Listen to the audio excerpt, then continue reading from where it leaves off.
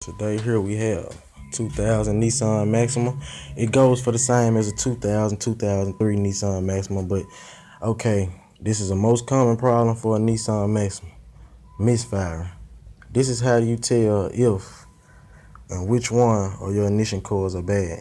I took the intake manifold out with the top part of it out, but you see these right here? These are your intake manifolds. You have 3 on the front and you have 3 on the back. 1, 2, and 3. But okay, this is how you diagnose that problem. First, you crank the car.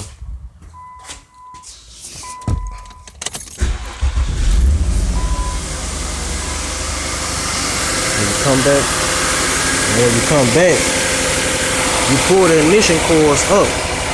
And whichever one you get a spark from, you hear a sparking noise from or a clicking noise, that's how you know which ignition coil is bad.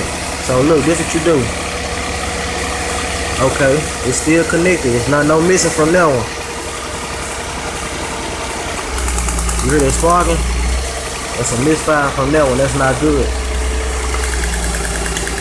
This is sparking from that one. That's not good. That's 2.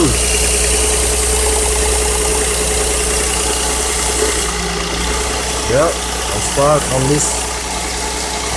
So that's why I'm getting my 2 missing from. I'm getting my 2 from this one. It's missing from this one and this one. But you got bad ignition coils, that's how you find out if they good or not. So I see I'm missing from these 2. So this means this is 1. I'm missing from 1 and 3. Yes, I'm missing from 1 and 3. But that's how you tell that's how you tell which ignition coil is bad. It goes for the 4th generation Maxima, the 5th generation, really any kind of car. But I'm missing on 1 and 3. These 2 cylinders right there.